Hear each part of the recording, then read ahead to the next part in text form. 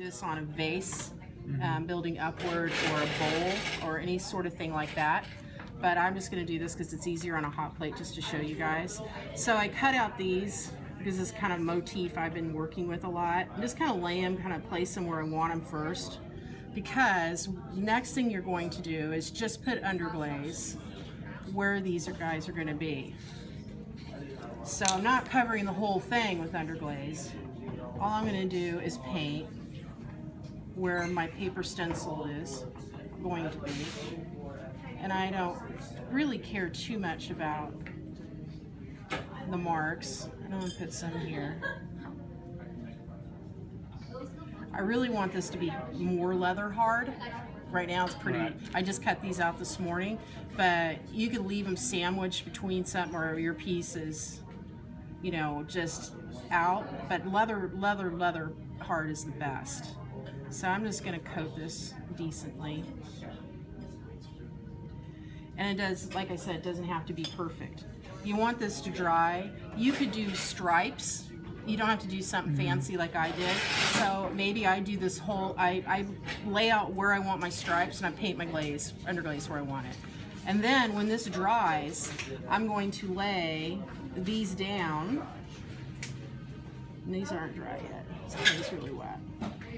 Ready, my underglaze is dry and I'm ready to sit down my stencils. So I'm just gonna lay them down flat. If this is a curved piece, I can bend my paper, so it's okay. Get a damp sponge that's not soaking wet. And all I'm gonna do is tap this down, this paper, so it sticks real good. And I'm gonna do this to all of them.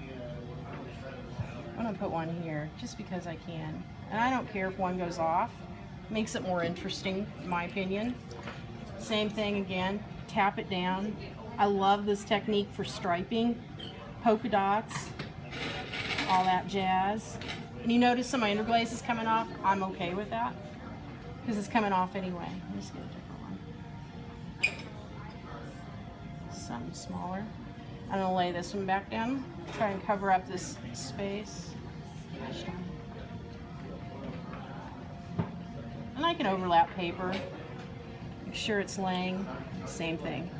So now, what I'm gonna do, I'm gonna wipe this glaze away. And where my paper's at, it's gonna be stay blue.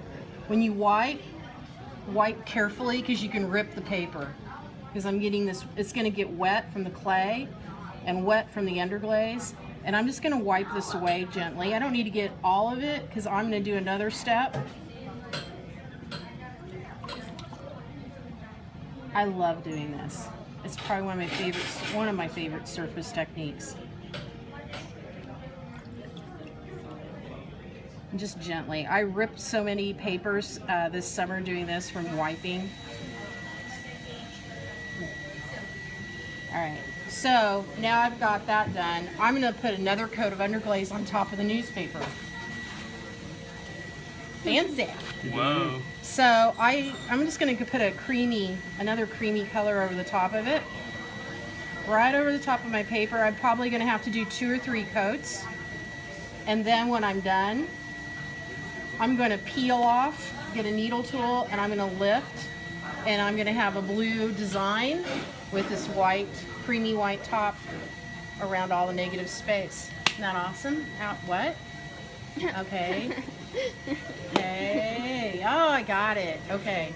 All right. Thank you, Sydney. Thank you.